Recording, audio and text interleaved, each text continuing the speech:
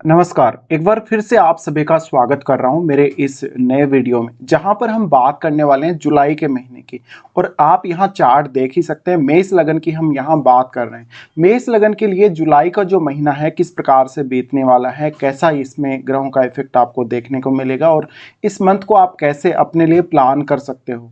यहाँ पे आपको चार्ट में जिस प्रकार से ग्रहों की स्थितियाँ देखने को मिल रही हैं, कुछ इसी प्रकार से ग्रहों की स्थितियाँ जुलाई के महीने में आपको देखने को मिलेंगी, आपका अगर मेष लगन है तो। यहाँ पे हम सबसे पहले गोचर को देखेंगे। गोचर को देखने के बाद इस कुंडली की प्लेसमेंट के हिसाब से हम आगे बढ़ने वाले हैं। तो सबसे पहले यहाँ हम गोचर में अगर बात करें तो सूर्य की चर्चा करते हैं। सूर्य 16 जुलाई तक मिथुन राशि में रहने वाले हैं। इसके बाद इनका गोचर कर्क राशि में होगा। बुध की बात करें तो बुध 19 जुलाई तक कर्क राशि में रहने वाले हैं। इसके बाद इनका गोचर सिंह राशि में होगा। शुक्र 7 जुलाई तक मिथुन राशि में रहेंगे। इसके बाद ये कर्क राशि में प्रवेश कर जाएंगे। मंगल का गोचर मेष राशि में होगा और 12 जुलाई से इनका प्रवेश वृषभ में होगा। इसके साथ साथ गुरु की जहां तक बात है, गुरु अभी वृषभ राशि में गोचर कर रहे हैं। शनि की जहां तक बात है, शनि कुंभ राशि में हमें वक्री देखने को मिलेंगे इस मंथ के दौरान। चंद्रमा की बात करें तो चंद्रमा 1 जुलाई को मेष राशि में रहने वाले हैं। राहु अभी मीन में गोचर कर रहे हैं और केतु कन्या राशि में। तो राहु और केतु के गोचर में फिलहाल कोई भी परिवर्तन नहीं है। तो हम सबसे पहले यहाँ पर बात करेंगे लग्नेश की, जैसा कि हम हमेशा ही करते हैं। लग्नेश आपके खुद मंगल ही हैं और मंगल की स्थिति आपके लगन में ही रहने वाली है। यहाँ पर मंगल का जो राशि परिवर्तन होगा वो 12 जुलाई को होगा। अब लगन में मंगल है तो ऐसी कंडीशन में मंगल आपके 8वें घर के भी स्वामी बनते हैं, और क्योंकि स्टार्टिंग में इनका युति चंद्रमा के साथ भी होने वाला है, तो इस मंथ के स्टार्टिंग में आप अपने आप को बहुत ही ज्यादा एक्टिव देखेंगे। लगभग 12 जुलाई तक की स्थिति में आप अपने आप को काफी एक्टिव पाएंगे। इसके साथ साथ आपको अपनी हेल्थ पर भी बहुत ज्यादा फोकस रहेगा। अब मंगल क्योंकि 8वें घर के स्वामी हैं, तो अगर आपकी कुंडली में मंगल के साथ अगर राहु हो, मंगल के साथ अगर सूर्य स्थित हो, तो आपको थोड़ा अपनी हेल्थ के लिए कॉन्शियस रहना पड़ेगा। आपके साथ कोई ऐसी घटना हो जिसमें आपका कोई चोट वगैरह लगे, कोई दुर्घटना हो जाए, ऐसा आपको ध्यान रखना है इस मंथ के स्टार्टिंग से ही। और लगभग ये स्थिति आपको 12 जुलाई तक कभी भी देखने को मिल सकती है। अब क्योंकि मंगल चंद्र का युति है, मंगल चंद्र का लगभग युति 2-3 दिन तक के लिए रहेगा। ऐसे में आपको यहाँ पर शुरुआत में काफी अपने आप को इमोशनल देखने को मिल सकते हो। आप यहाँ पे आपका जो इमोशन है आपके ऊपर बहुत ज्यादा हावी रह सकता है। आप किसी भी ऐसे काम के लिए बहुत ही गलत डिसीजन ले सकते हो, बहुत ही गलत तरीके से सोच सकते हो या गलत प्लानिंग कर सकते हो स्टार्टिंग में अपने इमोशंस की वजह से। तो ये आपको यहाँ ध्यान रखना है। चंद्रमा यहाँ मंगल के साथ युति कर रहे हैं, तो अपने इमोशंस पर आपको कंट्रोल रखना बहुत ही जरूरी रहेगा। अब देखिए मंगल जो है, मंगल क्योंकि लग्नेश है और लग्नेश होकर मंगल जब यहाँ स्थित हैं, तो ऐसा मंगल आपको बहुत ज्यादा आत्मविश्वास देगा किसी भी काम को करने के लिए। ऐसे में ये जो मंथ है, कार्य क्षेत्र में अगर आप कोई परिवर्तन चाहते हैं या आप कोई ऐसा काम है जिसमें ज्यादा से ज्यादा एफर्ट्स की जरूरत है, बहुत ज्यादा मेहनत की जरूरत है, तो उसमें आप जरूर सफल होंगे। अपने कार्य क्षेत्र में अगर आप कोई चेंज करना चाहते हैं तो आप इस मंथ में कर सकते हैं। और 12 जुलाई तक स्थिति आपके काफी ज्यादा फेवर में है। 12 जुलाई के बाद से मंगल का यहां से राशि परिवर्तन हो जाएगा। तो यहां पर मेष राशि में रहते हुए मंगल का एस्पेक्ट रहेगा आपके 4th हाउस पर, जहां पर वो अपने नीच के घर को देखेंगे। यहाँ घर परिवार में कुछ हद तक थोड़े बहुत मतभेद सामने आ सकते हैं आपके परिवार के लोगों से। मंगल का एस्पेक्ट आपके 7वें भाव पर भी है। 7वें भाव पर एस्पेक्ट होने की वजह से अगर आपके 7वें भाव में कोई भी क्रूर ग्रह है, तो ऐसी कंडीशन में जीवन साथी के साथ संबंध ठीक नहीं रहेंगे। जीवन साथी के साथ काफी मतभेद हो सकता है। इस दौरान आप कुछ लोगों के साथ भी बहुत गलत बिहेव कर सकते हैं, बहुत ज्यादा गुस्से में आके बात कर सकते हैं। मंगल की दृष्टि आपके 8वें भाव पर है। 8वें भाव पर ऐसा मंगल काफी ज्यादा सडन गेन देने के लिए भी जाना जाएगा, क्योंकि 8वें का खुद स्वामी है मंगल। ऐसी कंडीशन में हालांकि चोट दुर्घटना से आपको सावधानी जरूर रखनी पड़ेगी, लेकिन यहां पर सडन गेन के लिए मंगल आपके लिए काम करेगा। इसके साथ साथ आपके अपने इन-लॉज के साथ किसी बात को लेकर मतभेद रह सकते हैं। उसके बाद मंगल यहां से अपना राशि परिवर्तन करेंगे और वृषभ में आ जाएंगे। वृषभ में देखिए यहां ऑलरेडी गुरु गोचर कर रहे हैं और गुरु के साथ मंगल का युति होगा, और ये 12 जुलाई के बाद ऐसी स्थिति हमें देखने को मिलेगी। ये स्थिति आपके काफी ज्यादा फेवर में रहेगी। यहाँ पर आप किसी भी ऐसे काम से, जैसे कि कोई संपत्ति है आपके पास, कोई ऐसी प्रॉपर्टी है जिससे आपको कोई रेंटल इनकम वगैरह हो रही है, या आप अपनी जो संपत्ति है उसको कैसे यूज करेंगे, इसका आप डिसीजन अगर लेना चाहें तो ले सकते हैं। अब मंगल क्योंकि 8वें घर का स्वामी है, यहां पर दोनों की ही दृष्टि 8वें भाव पर भी रहने वाली है। ऐसी कंडीशन में आपको सडन गेन होने की संभावना और ज्यादा बढ़ जाएगी। आपको कोई ऐसा फायदा जिसके लिए आपने कोई एफर्ट नहीं लगाया हो, आपने कोई प्रयास नहीं किया हो, ऐसे कार्यों में आपको सफलता मिल सकती है। मंगल यहाँ पर सेकंड हाउस में रहेंगे तो निश्चित रूप से वाणी पर थोड़ा सा असर डालेंगे। इसकी वजह से हो सकता है कि आप बोलने में बहुत ज्यादा जल्दी कर सकते हैं। मंगल की ये स्थिति के दौरान आपको अपने फैमिली मेंबर्स से भी किसी भी प्रकार के विवाद में नहीं पड़ना चाहिए। मंगल यहाँ है तो कोई भी जल्दबाजी में ऐसा डिसीजन ना लें जिसकी वजह से आपको नुकसान हो जाए या आपको धन संबंधी कोई नुकसान हो जाए। मंगल यहाँ है तो मंगल क्योंकि 8वें घर के स्वामी हैं तो आपके आर्थिक मामलों में काफी ज्यादा उतार चढ़ाव दे सकते हैं और आप अपनी फैमिली से काफी ज्यादा अटैच्ड रहेंगे इस दौरान और अपनी फैमिली से आपकी जो एक्सपेक्टेशंस है काफी ज्यादा हाई रहेंगी। ऐसे में थोड़ा सा आपको यहाँ कॉन्शियस रहना पड़ेगा कि कोई भी आपसे गलत डिसीजन ना हो जाए। फिर मंगल का दृष्टि यहां से रहेगा 5वें भाव पर। 5वें भाव पर मंगल का दृष्टि है तो ये काफी तेजी से निर्णय लेने और उस निर्णय पर काम करने के लिए आपको प्रेरित करेगा। तो ऐसे में मंगल यहाँ पर आपके लिए काफी ज्यादा सपोर्टिव रह सकता है। मंगल की इस स्थिति की वजह से अक्सर आप कोई ऐसा निर्णय ना ले लें जिसकी वजह से आपको कोई बड़ा नुकसान हो जाए या आगे चलकर आपको कोई ऐसी परेशानी झेलनी पड़े। मंगल यहाँ पर दृष्टि डालेंगे तो संतान के साथ भी आपके इमोशंस काफी ज्यादा जुड़े हुए रहेंगे।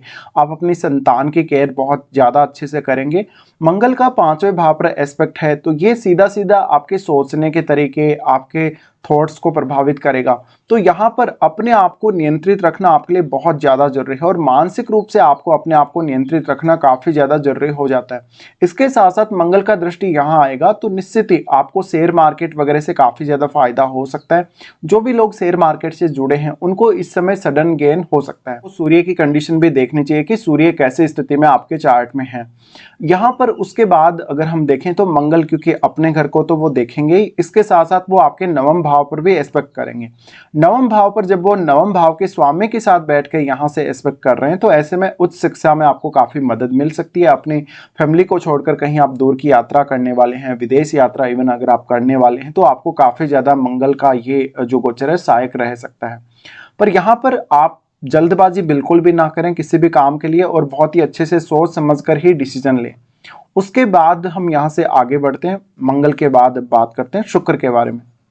शुक्र के गोचर की जहां तक बात है, देखिए शुक्र का गोचर अगर हम लोग देखेंगे तो 7 जुलाई तक शुक्र की स्थिति मिथुन राशि में है और यहाँ सूर्य भी रहने वाले हैं और सूर्य का जो गोचर है 16 जुलाई तक है मिथुन में, लेकिन 7 जुलाई तक सिर्फ शुक्र यहाँ रहने वाले हैं। ऐसी कंडीशन में आपको क्रिएटिव वर्क में बहुत ज्यादा सफलता मिल सकती है। अगर आपका शुक्र 10th हाउस में है कुंडली में या फिर सूर्य अगर 10th हाउस में है तो ऐसे में आप कोई भी क्रिएटिव वर्क में अपना हाथ आजमा सकते हैं।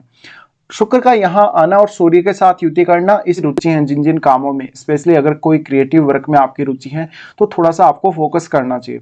यहाँ पर शुक्र की स्थिति वास्तव में आपको बहुत ज्यादा क्रिएटिव बनाएगी, इसके साथ साथ आपको काफी ज्यादा इमेजिनेटिव बनाएगी। शुक्र यहाँ है तो शुक्र और सूर्य दोनों का ही दृष्टि रहेगा आपके नवम भाव पर, जहां पर आपको एजुकेशन में काफी ज्यादा मदद मिल सकती है, कुछ ना कुछ नया सीखने में मदद मिल सकती है। यहाँ पर शुक्र का स्थिति है तो निश्चित रूप से आपको अपने जीवन साथी से काफी सपोर्ट मिल सकता है। जीवन साथी से सपोर्ट प्राप्त करना आपके लिए काफी ज्यादा भाग्यशाली भी साबित होगा। इसी प्रकार से शुक्र यहाँ है तो ज्यादातर कोई ऐसा काम आप अपने लिए इस समय में चुन सकते हैं जिसमें आपकी बहुत ही ज्यादा रुचि हो और जो आप प्रोफेशनली भी करना चाहते हो। इसके साथ साथ जीवन साथी से जिस प्रकार का सपोर्ट आप एक्सपेक्ट कर रहे होंगे कुछ हद तक उसी प्रकार का सपोर्ट आपको अपने जीवन साथी से इस समय मिल सकता है। तो शुक्र का जो ट्रांजिट है काफी ज्यादा इंपॉर्टेंट आप लोगों के लिए होने वाला है और शुक्र यहाँ पर सूर्य के साथ जब तक है तब तक थोड़ा सा जीवन साथी आपके ऊपर हावी जरूर रह सकता है, ये आपको देखना पड़ेगा।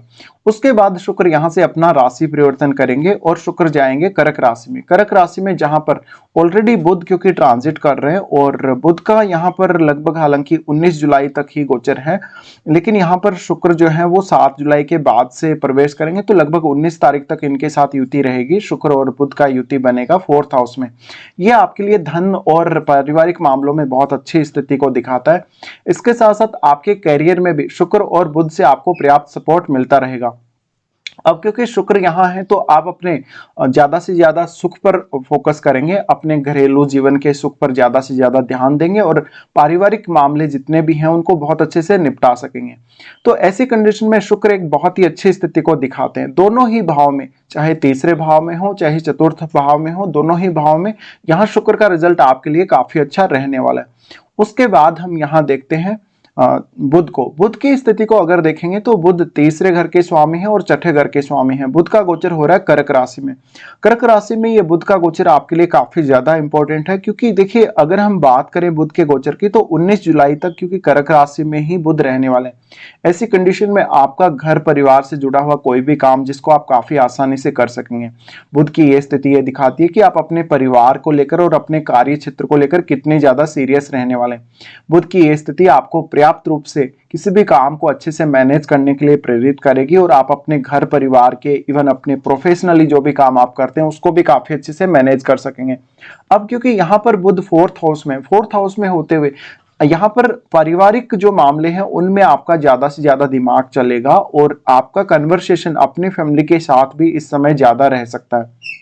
अब बुध यहाँ क्योंकि छठे घर के स्वामी होने की वजह से आपको किसी भी प्रकार की ऐसी समस्या, चाहे अपना जो फैमिली के साथ अगर कोई मतभेद चल रहा है या कोई और मामला ऐसा चल रहा है, प्रॉपर्टी संबंधी विवाद कोई चल रहा है, तो उसमें आपको जरूर मदद मिलेगी। आप किसी भी प्रकार की समस्या को आसानी से इस समय सुलझाने को देख सकते हैं। तो बुध की ये स्थिति आपको काफी ज्यादा सपोर्ट करेगी और आप अभी तक हो सकता था कि शायद आप अपने घरेलू मामलों पर उतना ज्यादा ध्यान नहीं दे पा रहे, आप अपने कार्य क्षेत्र पे ज्यादा फोकस कर रहे हैं, लेकिन इस समय आप अगर अपने घरेलू मामलों पर फोकस करेंगे तो ये ज्यादा अच्छा रहेगा आप लोगों के लिए। उसके बाद हम यहाँ पर बात करते हैं चंद्रमा की। चंद्रमा जो कि चतुर्थेश हैं और चंद्रमा की स्थिति आपके इस मंथ के स्टार्टिंग में आपके लगन में ही रहने वाली है। तो यहाँ पर जैसे कि मैंने बोला चंद्र मंगल का युति भी बनेगा, ये आपके लिए थोड़ा सा परेशान करने वाला आपको रहेगा। इस समय चंद्र और मंगल का युति लगभग 1-2 दिन के लिए ही बनेगा, तो आपको ज्यादा चिंता नहीं करना, लेकिन शुरुआत में आप काफी ज्यादा इमोशनल रह सकते हैं इस युति की वजह से। उसके बाद चंद्रमा यहाँ पर क्योंकि लगन में ही चंद्रमा रहेंगे, ऐसे में खुद पर ज्यादा से ज्यादा आप फोकस करेंगे और खुद को ज्यादा से ज्यादा इंपॉर्टेंस देंगे। फिर चंद्रमा का प्रवेश होगा आपके दूसरे भाव में चंद्रमा का प्रवेश लगभग 3-4 तारीख के आसपास होगा। ऐसी कंडीशन में आपको पारिवारिक मामलों में काफी ज्यादा मदद मिल सकती है, परिवार के साथ आप अच्छा समय बिता सकते हैं। धन संबंधी मामलों में कोई बड़ा परिवर्तन हो सकता है, अपने पारिवारिक मामलों के लिए कोई बड़ा डिसीजन इस समय आपको लेना पड़ सकता है।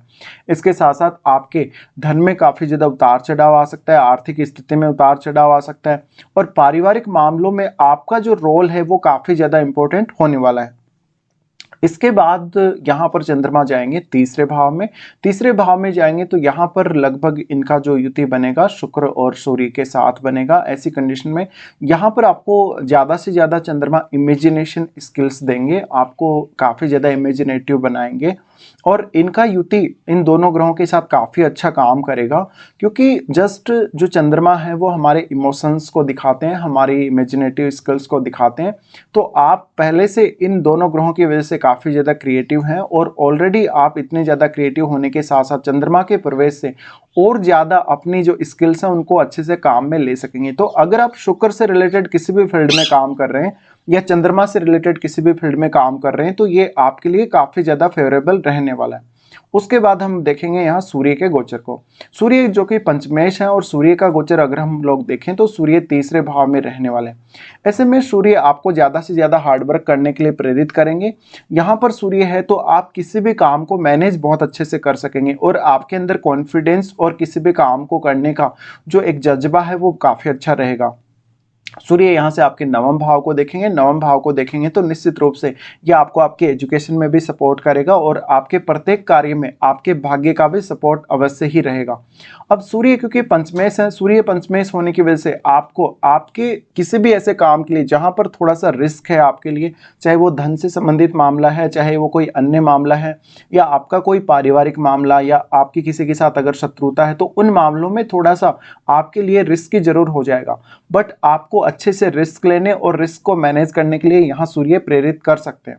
तो सूर्य यहाँ पर आपको काफी ज्यादा स्किल्स प्रोवाइड कर रहे हैं और आपको बहुत ज्यादा कॉन्फिडेंस भी प्रोवाइड कर रहे हैं। आप हार्ड से हार्ड काम को काफी इजीली कर सकेंगे सूर्य की इस स्थिति की वजह से। उसके बाद सूर्य प्रवेश करेंगे आपके 4th हाउस में। 4th हाउस में इनका जो प्रवेश होगा, देखिए सूर्य यहाँ पर 16 जुलाई के बाद प्रवेश कर रहे हैं।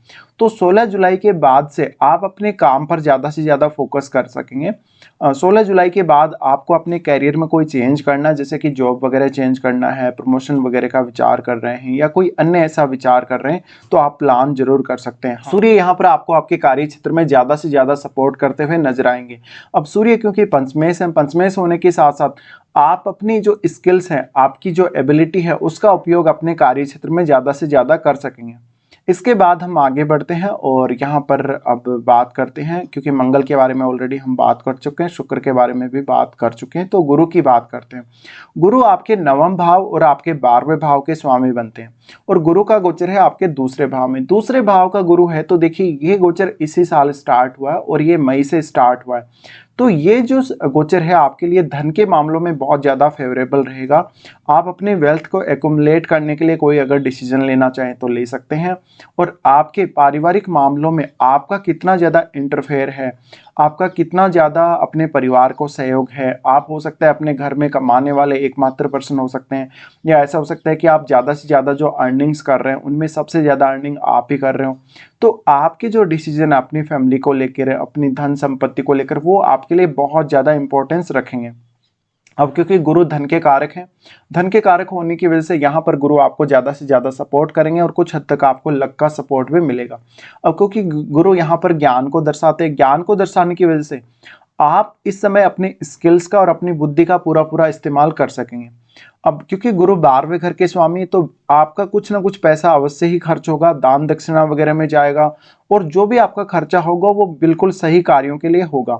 तो यहाँ पर गुरु के होते हुए आप कुछ खर्चा अवश्य करेंगे, चाहे आप विदेश यात्रा कर रहे हैं, चाहे आप अपने स्टडीज पे खर्च कर रहे हैं या किसी भी अन्य ऐसे काम पे खर्च कर रहे हैं जो काम काफी शुभ है, यानी फालतू के कार्यों के लिए पैसा खर्च नहीं होगा। तो यहाँ पे थोड़ा सा आप अपना बुद्धिमत्ता का, थोड़ा सा अपने कौशल का इस्तेमाल जरूर कर सकते हैं धन संबंधी मामलों में। लेकिन यहाँ गुरु आपको पैसे कैसे कमाने हैं, पैसे को यूज कैसे करना है और उसको यूटिलाइज करने के साथ साथ पैसे की सेविंग्स आपको कैसे करनी है, आपको इन्वेस्टमेंट से रिलेटेड डिसीजन लेने के लिए भी गुरु यहाँ पर आपको सपोर्ट कर रहे हैं। तो ये मामलों में गुरु का इंपॉर्टेंस काफी बढ़ जाता है। अब क्योंकि गुरु का दृष्टि यहाँ से रहेगा आपके छठे भाव पर, छठे भाव पर दृष्टि होने की वजह से इस समय गुरु आपको आपके कार्य क्षेत्र में बेहतरीन सपोर्ट करेंगे। आपको आपके कार्य क्षेत्र में किसी भी प्रकार की बाधा आ रही है, जहां पर आप काम कर रहे हैं, आपके वर्क प्लेस पे आपको कोई बाधा आ रही है, या आपको अपने प्रमोशन से रिलेटेड या ऐसा कोई डिसीजन लेना हो, तो आप इस समय प्लानिंग अवश्य कर सकते हैं। अब क्योंकि गुरु जो है, गुरु 8वें घर को भी देख रहे हैं, 8वें घर को देखने की वजह से यहाँ पर आपके लिए आर्थिक मामलों में बड़ा परिवर्तन गुरु लेकर आ सकते हैं। इसके साथ साथ गुरु आपको ऐसी स्थितियों से हमेशा बचाने का प्रयास करेंगे जहां पर आपको कोई बहुत बड़ा नुकसान हो सकता है या आपको अपने खुद के कुछ डिसीजन की वजह से बड़ा कोई लॉस हो सकता है। उसके बाद हम आगे बढ़ जाते हैं, शनि के बारे में बात कर लेते हैं। शनि जो कि 10वें और 11वें घर के स्वामी बनते हैं, शनि 11वें घर में अभी गोचर कर रहे हैं। शनि का ये गोचर आपके लिए काफी ज्यादा फेवरेबल रहने वाला है। देखिए शनि अपने ही घर में है और अभी शनि वक्री स्थिति में है। वक्री शनि जो होगा आपके लिए काफी फेवरेबल रहेगा, क्योंकि शनि नॉर्मली अगर वक्री हो जाते हैं तो वो अपना एक जो सामान्य प्रभाव वो नहीं देते हैं। ऐसे में आपको धन से संबंधित कार्यों में डिले नहीं होगा, आप अपना लगभग प्रत्येक काम समय पर कर सकेंगे। आप जो निर्णय लेने जा रहे हैं धन संपत्ति के मामलों में, वो भी बहुत समय पर ले सकेंगे।